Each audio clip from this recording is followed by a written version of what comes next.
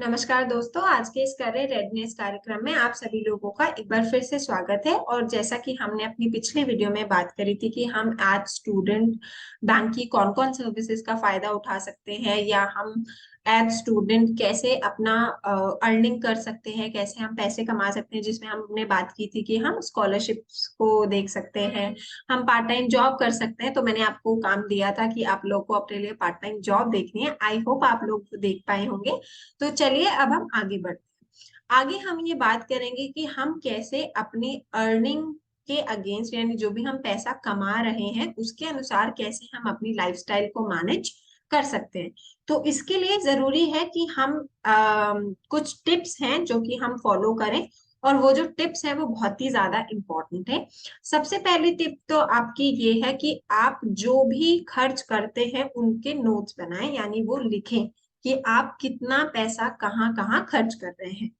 और सबसे ज्यादा पैसा जो मेरे को ऐसा लगता है कि मैक्सिमम जो पैसा हम खर्च करते हैं, स्पेशली लड़कियां, कि हम क्लोथ्स पर बहुत सारा पैसा खर्च करते हैं। हमें जो पसंद आता है वो खरीद लेते हैं, बट शायद वो जो खर्चा है वो अननेसेसरी है। तो आपको ये चेक करना है कि वो खर्चा कहाँ हो रहा है या नहीं हो रहा है। साथ ही हमारे स्मार्टफोन्स और जो लेटेस्ट मोबाइल फोन्स हैं वो भी, उनको भी लेकर के हमारे मन में बहुत लालसा रहती है कि हम ये फोन खरीदें, हम वो फोन खरीदें। तो वो उतने ज्यादा इम्पोर्टेंट नहीं है। तो आई थिंक जो चीजें हमारी जरूरत की हैं हमें उन्हीं पर फोकस करना चाहिए, इंस्टेड ऑफ कि हम ये देखें अरे किसी के पास तो आईफोन 14 है, किसी के पास आईफोन 14 प्रो है। तो बहुत सारी कंपनीज हैं जो अपने नए नए ब्रांड्स लेकर के आती हैं। तो उन पर फोकस ना करके हमें ये देखना है कि हमें किस तरह से अपने एक्सपेंसेस को मैनेज करना है। साथ ही अगर आपके पास आपने अगर कोई क्रेडिट कार्ड लिया हुआ है तो क्रेडिट कार्ड के लेते समय आपको ये ध्यान रखना है कि आप उसको बहुत वाइजली इस्तेमाल करें। मतलब बहुत सही तरीके से, बहुत सोच समझ करके उसका इस्तेमाल करें। क्योंकि कई बार हमें ऐसा लगता है कि अरे हमारे हाथ में कार्ड है तो पैसा है, चलो कुछ भी खरीद लो। मगर एंड ऑफ द डे आपको ये याद रखने की जरूरत है कि वो पैसा आपको बैंक को रीपे ही करना है एज इट इज। तो अभी नहीं तो बाद में वो पैसा आपकी जेब से ही जाना है। लेकिन ज्वेलरी जो है वो बहुत अच्छी इन्वेस्टमेंट होती है, बट अभी नहीं। अभी आपको ज्वेलरी, क्योंकि आप स्टूडेंट लाइफ में है तो आपको कोई जरूरत नहीं है ज्वेलरी लेने की या उसमें किसी तरह से इन्वेस्ट करने की। साथ ही आप अलग अलग बैंक्स में जाकर के बात कर सकते हैं, चेक कर सकते हैं कि वो किस किस तरह के लोन्स प्रोवाइड करते हैं। क्या आप अगर स्टूडेंट है तो आपकी किसी पढ़ाई में या किसी तरह के एक्सपेंसेस में कोई लोन काम आ सकता है। तो ये आपको करना है कि आप बैंक में जाएं, रिसर्च करें कि कौन कौन तरीके के पेमेंट चार्ज बैंक के पास हैं। साथ ही अगर सेविंग्स अकाउंट जैसे हमने बात करी थी तो सेविंग अकाउंट में कहाँ पे इंटरेस्ट ज्यादा मिलता है, तो ये चेक कर सकते हैं आप। साथ ही इंटरनेट बैंकिंग का इस्तेमाल करें। और ये जो इंटरनेट बैंकिंग जो है वो सेफ है, क्यों? क्योंकि आप उसको पर्सनली यूज करते हैं। और हमेशा ध्यान रखें कि आप उसका जो पासवर्ड है या जो उसका एक्सेस है वो किसी और को ना दें, बिल्कुल उसे अपने पास सेफ रखें। साथ ही पोस्ट ऑफिस में कई सारे स्कीम्स होते हैं जो कि एक्सेसिबल है हर किसी के लिए। लोग जाकर के उस स्कीम का इस्तेमाल कर सकते हैं, और वो जो है वो बहुत बेनिफिशियल होती है, क्योंकि वहां पर जो आपको इंटरेस्ट मिलता है, रेट ऑफ इंटरेस्ट, वो काफी अच्छा होता है। तो आप पोस्ट ऑफिस स्कीम के बारे में भी इंफॉर्मेशन ले सकते हैं। चलिए अब एक हमारी एक्टिविटी है जो आप लोगों को करनी है। इस एक्टिविटी में आपको अपना मनी मैनेजमेंट एवरी मंथ करना है। उसमें क्या क्या करना है वो मैं आपको बता देती हूँ। सबसे पहली चीज तो हाँ, सबसे पहले ये देखें कि आपकी जो मदर है वो कैसे पूरे महीने के एक्सपेंसेस मैनेज करती हैं, पूरे घर का, घर में जो भी खर्च है उसको वो कैसे मैनेज करती हैं। दूसरी चीज कि आपको भी उसी तरीके से अपने डेली एक्सपेंस को मैनेज करना है, लिखना है। सबसे पहले चेक करो कि आपका जो एक्सपेंडिचर का पैटर्न है वो क्या है, यानी कि ज्यादा पैसा आप कब खर्च करते हो, वीकेंड्स पे या वीकडेज पे। फिर आपको ये देखना है कि आपने जो वो खर्चा किया है वहां पर जो भी आपको ऐसा लगता है कि अननेसेसरी खर्चा है उस खर्चे पर आपको स्टार बनाना है। ठीक।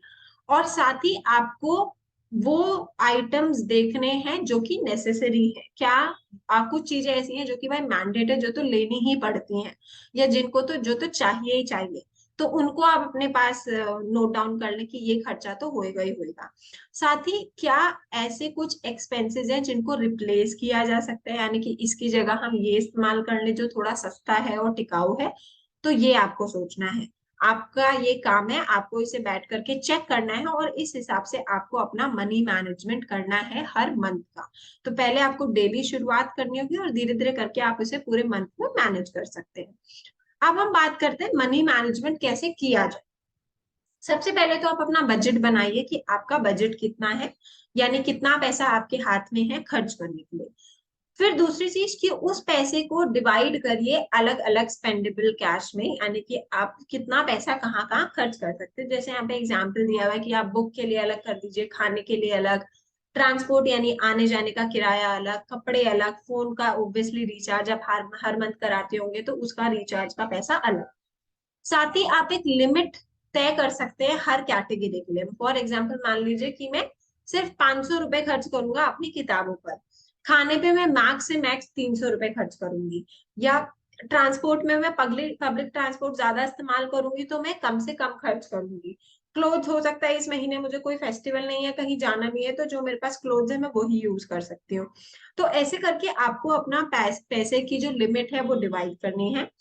डेली आपको अपना ट्रैक चेक करना है कि क्या मैंने कहीं पर कोई ज्यादा खर्च तो नहीं कर दिया, कहीं कुछ कम तो नहीं किया है।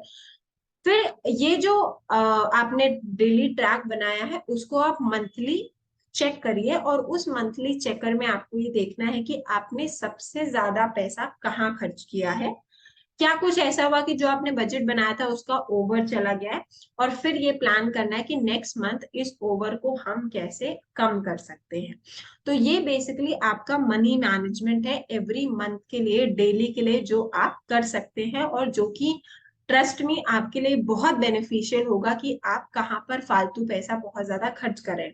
कई बार हमें पता नहीं लगता, हम कॉलेज आने जाने में, अपने दोस्तों के साथ रहने में बहुत सारी जगहों पे फालतू जगहों पर पैसे खर्च करते हैं, और उसका रीजन क्या है कि हमें पता ही नहीं होता कि एक्चुअल में हमारा पैसा जा कहाँ रहा है। तो ये मनी मैनेजमेंट आपके लिए बहुत ज्यादा जरूरी है। तो चलिए अब हम ये देखते हैं कि हमने इस पूरे मॉड्यूल में क्या क्या चीजें सीखी हैं।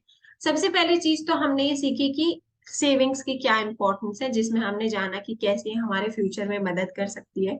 साथ ही हमने देखा कि कैसे बैंक के बहुत सारे टूल्स हैं या बहुत सर्विसेज हैं जो कि हमें मदद कर सकते हैं हमारे फाइनेंशियल स्ट्रेंथ को मजबूत करने के लिए या हमारी आर्थिक स्थिति को बेटर बनाने के लिए। साथ ही हमने ये भी जाना कि ये जो टूल्स अवेलेबल हैं बैंक के या जो सर्विसेज अवेलेबल है इनको कैसे एक्सेस करना है, इनके बारे में हम अवेयर हुए। और साथ ही आखिरी में हमने ये समझा कि कैसे हम अपने अर्निंग के हिसाब से अपनी लाइफस्टाइल को मैनेज कर सकते हैं, जिसके अंतर्गत हमने अपना मनी मैनेजमेंट करना सीखा। तो आई होप इस मॉड्यूल के साथ आपने बहुत सारी चीजें लर्न करी होंगी। आप लोग जो भी एक्टिविटीज में करवाई गई है प्लीज उन एक्टिविटीज को करिए, उन्हें समझिए और ये देखिए कि आप कैसे एज स्टूडेंट अपने पैसे को मैनेज कर सकते हैं, और अगर आप अभी से आदत डालेंगे तो आपके फ्यूचर में आपको कोई समस्याएं नहीं आएंगी। आई होप आपकी इस मॉड्यूल से बहुत सारी लर्निंग हुई होगी। प्लीज इसे अच्छे से देखिएगा, समझिएगा और अच्छे से इसे फॉलो कीजिएगा। तो तब तक के लिए थैंक यू सो मच। मैं आपको एक नए वीडियो, एक नए मॉड्यूल के साथ मिलूंगी जिसमें हम एक और नई स्किल सीखेंगे। तब तक के लिए bye bye, take care, thank you.